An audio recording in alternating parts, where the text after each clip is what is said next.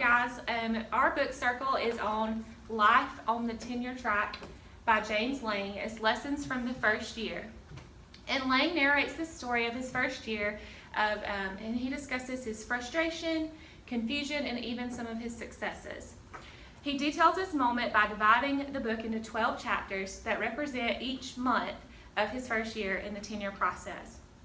Lang is hired as an assistant professor in the English department at Assumption College. And while in pursuit of his first year, he writes monthly columns for the Chronicles of Higher Education about his academic job search process. And so as we talked about in class, the academic job search process is a lengthy process.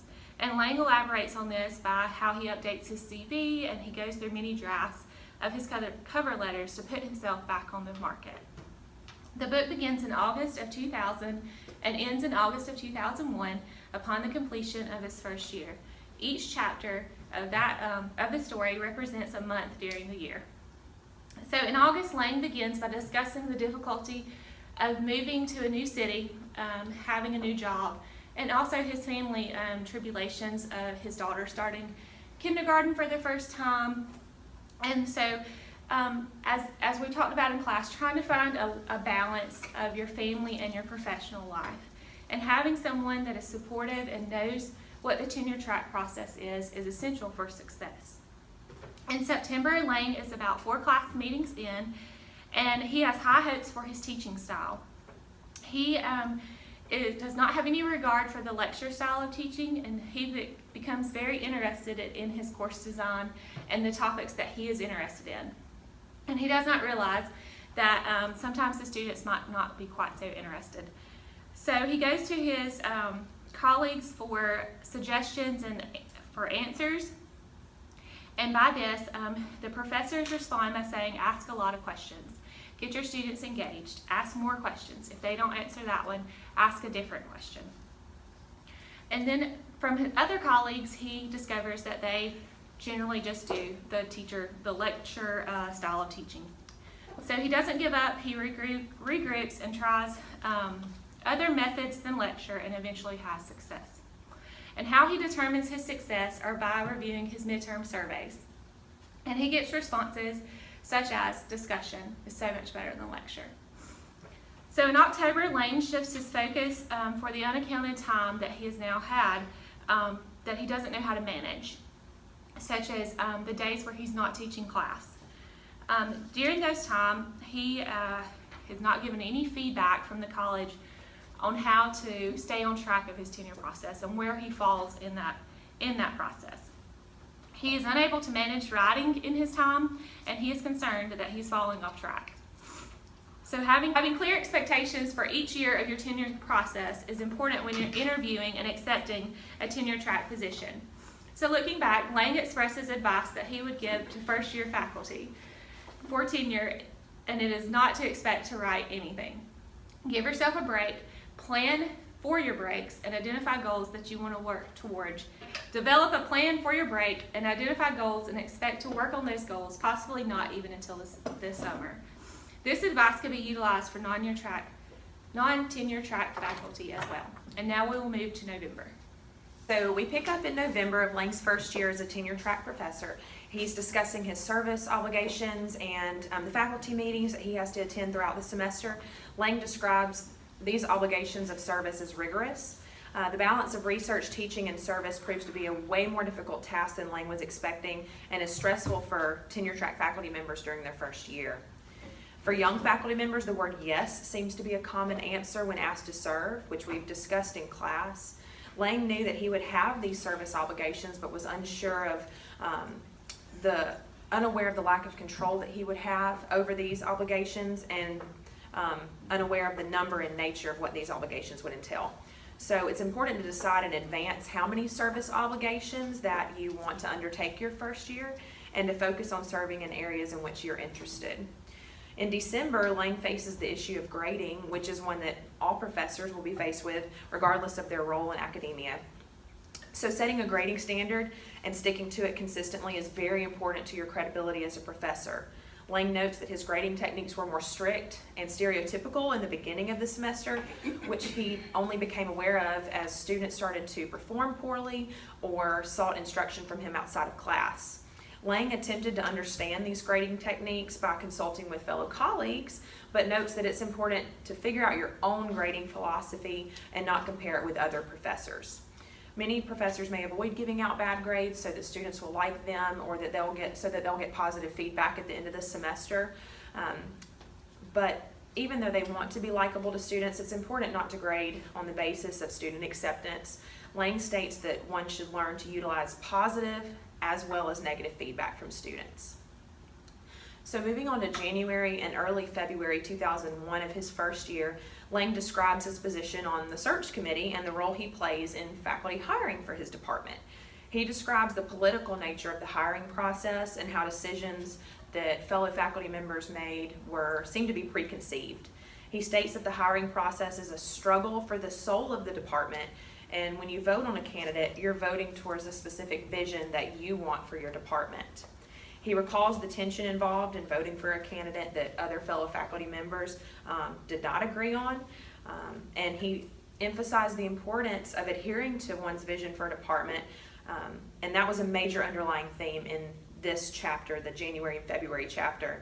Lang was determined to select a candidate that would challenge the department to move in a new direction, and then we'll pick up in the latter aspect of February 2001. As CG initially talked about at the beginning of the presentation, she indicated that Lang had written this book in 12 months. I'm going to pick up on the second quarter during Lang's process toward being tenured. One of the things that we talked about in the professoriate was the stress factor that's associated with trying to become tenured as a professor at any particular higher education institution. Some of the stress factors that came about during this second quarter were the fact that Lang was having familial problems with his family. He realized that because he was so dedicated to trying to become tenured and also trying to write as well as trying to teach a class, that his daughter had become very clingy towards him.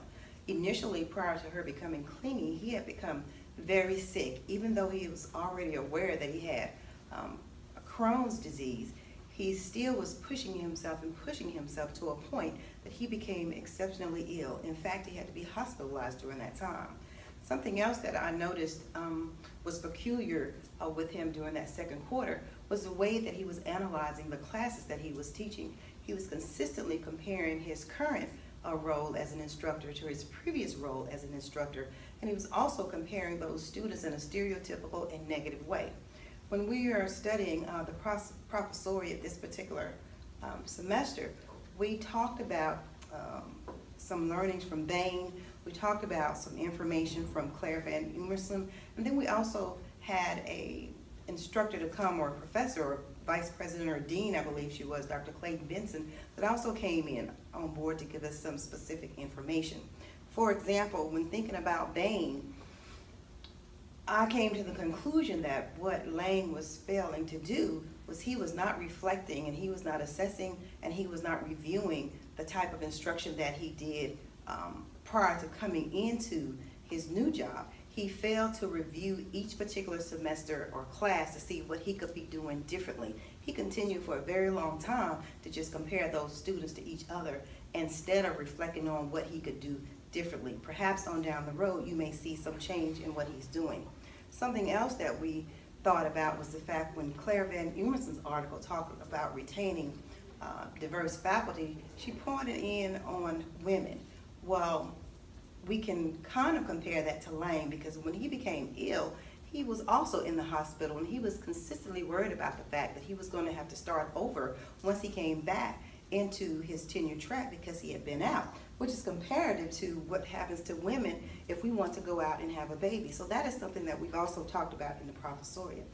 Now, concerning his particular family issues, when we talked with Dr. Clayton Benson, she talked about the fact that sometimes you feel isolated in a university setting. She talked about the fact that people have a high concern about love and family, and also talked about the fact that we need to be aware that the professoriate is a very stringent type of opportunity, and you have to be able to align your family with the goals that you're trying to do. In May of Dr. Lan's first year tenure track journey, discuss the final week's experience as a college professor. Final weeks not only means a challenge for the college student, but it also makes the college faculty to feel stressful and exhausted. The main missions of Dr. Lan's final week include collecting the evaluation forms and administrating the final exams and taking the faculty meetings. As many first year faculty members, Dr. Lan really want to see the course evaluation from the class students. He expects to see students to write more comments, and he will pay attention to read it. For the final exam part, Dr. Lan designed a different exam format in terms of different courses requirements. For his general education courses, he emphasized on improving the basic writing skills of the students. For the English major class, his tests tend to examine the students' understanding of the literature.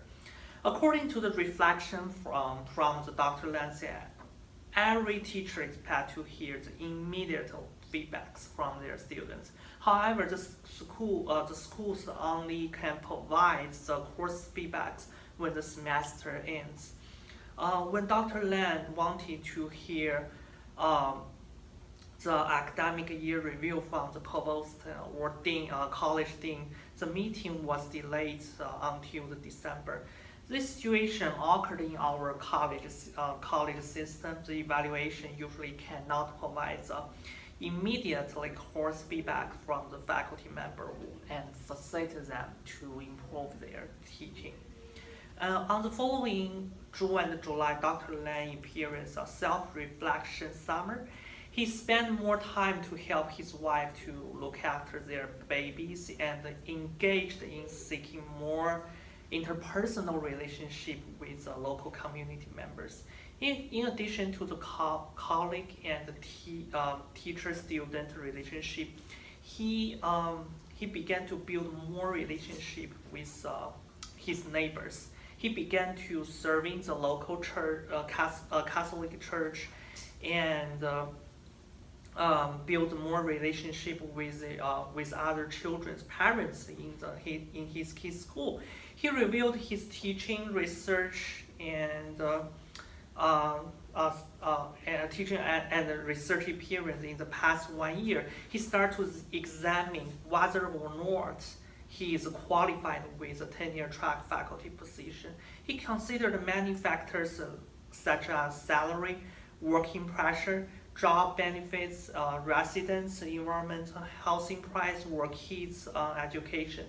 He did not give an answer to convince himself. As many of the new first-year faculty members, Dr. Lan start to be self-doubted, and there were many struggles existing in his mind. Summer is not a good season. It's a good season to think about research and writing idea. Dr. Lan spent some time on his writing and research idea. In fact, the end of the academic year did not bring a real break for him. Some workloads are still existing in his summer holidays. In July, Dr. Lan and his family visited some other cities they lived in before. In this trip, Dr. Lan found some answers from other peers or friends for his struggles. And for a new faculty, sometimes the best way to get the answers usually comes from the colleagues or peers. Okay, thank you for your patience and listening to our presentation.